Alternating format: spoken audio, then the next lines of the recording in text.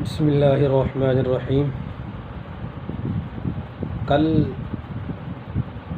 نماز کے منعقد ہونے کی 3 شرطیں بیان کی گئی تھی۔ پہلی تھی نیت کا بیان چل رہا تھا، کل نیت کا بیان مکمل ہو چکا تھا۔ دوسری جو شرط تھی وہ تھی تکبیر تحریمہ، تو آج تکبیر تحریمہ کا بیان شروع ہوتا ہے۔ جن 3 شرطوں سے نماز منعقد ہوتی ہے ان میں دوسری شرط ہے تکبیر تحریمہ، یعنی اللہ اکبر کے ذریعے نماز کا شروع کرنا۔ جب آدمی تکبیر تحریمہ یعنی اللہ اکبر کے ذریعے نماز شروع کرتا ہے تو اس کے لیے کھانا پینا اور بات کرنا چلنا یہ ساری چیز اس کے لیے حرام ہو جاتی ہے۔ جو چیزیں تکبیر تحریمہ سے پہلے اس کے لیے جائز تھی، اب تکبیر تحریمہ کے بعد وہ سب چیزیں اس کے لیے حرام ہو جاتی ہیں۔ اسی لیے اس کو تکبیر تحریمہ کہتے ہیں، یعنی کہ تکبیر تحریمہ کے بعد صرف نماز شروع کی جاتی ہے، دوسرا کوئی اور کام نہیں کیا جا سکتا۔ دوسری وہ چیزیں سب حرام ہو جاتی ہیں۔ تکبیر تحریمہ کے فوراً بعد نماز شروع کی جاتی ہے، اسی لیے اس کو تکبیر تحریمہ کہتے ہیں۔ تکبیر تحریمہ کے صحیح ہونے کی کتابوں میں 8 شرطیں لکھی گئی ہیں۔ تکبیر تحریمہ کے صحیح ہونے کی کتابوں میں 8 شرطیں لکھی گئی ہیں۔ نمبر 1، تکبیر تحریمہ کا نیت کے ساتھ ملا ہوا ہونا۔ ہماری جو تکبیر ہے وہ تکبیر تحریمہ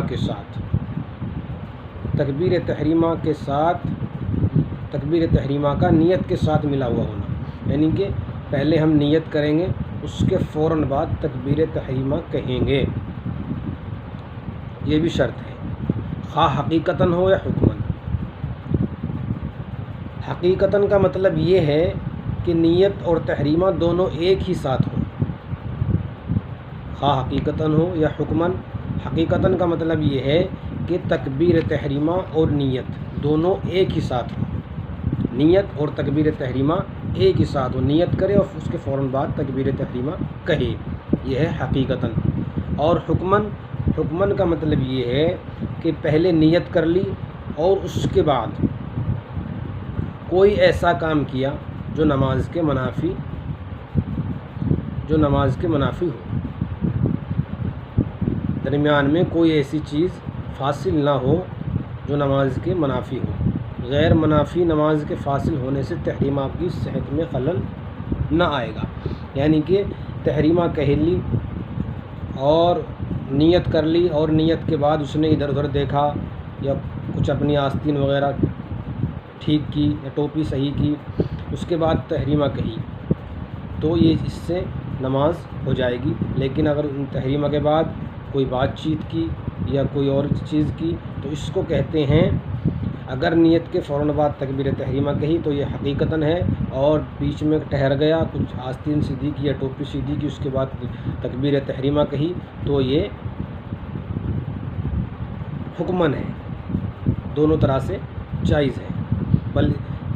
لیکن بہتر یہ ہے کہ اتصال حقیقی ہو، یعنی کہ حقیقتاً ہو، نیت کے فوراً بعد تکبیر تحریمہ کہی جائے، یہی افضل ہے۔ نمبر 2، جن نمازوں میں قیام فرض ہے ان میں تکبیر تحریمہ بحالت قیام ہی فرض ہے۔ جن نمازوں میں قیام فرض ہے ان میں تکبیر تحریمہ کا کہنا قیام میں ہی فرض ہے، اور جن نمازوں میں قیام فرض نہیں ہے ان میں جس طرح چاہے تکبیر کہے، مگر اس بات کا دھیان رکھیں کہ نہ کسی بھی نماز میں تحریمہ بحالت رکوع یا رکوع کے قریب نہ ہو۔ کسی بھی نماز میں تکبیر تحریمہ رکوع کی حالت میں یا رکوع کے قریب جھک کر نہ کہے۔ اگر کوئی رکوع کے قریب جھک کر تکبیر تحریمہ کہے گا تو اس کا کوئی اعتبار نہیں ہوگا، اس کی نماز نہیں ہوگی۔ سوال، بعض لوگوں کو دیکھا ہے کہ جب امام رکوع میں جاتا ہے تو وہ جلدی میں آ کر وہ رکعت نہ نکل جائے، اس لیے جلدی جلدی میں تکبیر تحریمہ کہہ کر فوراً رکوع میں چلے جاتے ہیں، اور اسی حالت میں تکبیر تحریمہ کہتے ہیں جھکنے کی حالت میں اور رکوع میں چلے جاتے ہیں، تو کیا نماز ہوگی یا نہیں؟ جواب: جو لوگ رکوع میں جھکنے کی حالت میں تکبیر تحریمہ کہتے ہیں، جو لوگ رکوع کی حالت میں یعنی جھک کر تکبیر تحریمہ کہتے ہیں، یا امام کو رکوع میں پاتے ہیں اور اس حالت میں تکبیر تحریمہ کہتے ہیں، تو ان کی تحریمہ صحیح نہیں ہوگی، یعنی کہ جلدی جلدی میں آتے ہیں اور فوراً جھک کر جلدی جلدی میں تکبیر تحریمہ کہتے ہیں اور اسی حالت میں جھک جاتے ہیں، تو ان کی تکبیر تحریمہ صحیح نہیں ہوگی، اور جب تکبیر تحریمہ صحیح نہیں ہوتی تو نماز بھی صحیح نہیں ہوگی، اس لیے کہ صحت تحریمہ صحت نماز کے لیے شرط ہے۔ تکبیر تحریمہ کا صحیح ہونا نماز کے صحیح ہونے کے لیے شرط ہے۔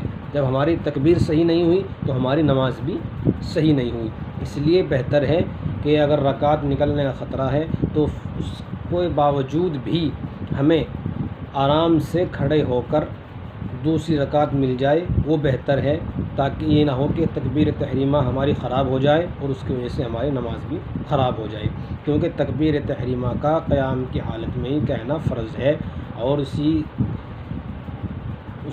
طرح کہہ کر اس کا اعتبار ہوگا۔ اگر رکوع کی حالت میں یا رکوع کے قریب پہنچ کر جھک کر ہم نے تکبیر تحریمہ کہی تو ہماری تکبیر تحریمہ صحیح نہیں ہوگی، اور جب تکبیر تحریمہ صحیح نہیں ہوگی تو پھر ہماری نماز بھی صحیح نہیں ہوگی، کیونکہ تکبیر تحریمہ کا صحیح ہونا نماز کے صحیح ہونے کے تکبیر تحریمہ صحیح ہو تبھی ہماری نماز صحیح ہوگی۔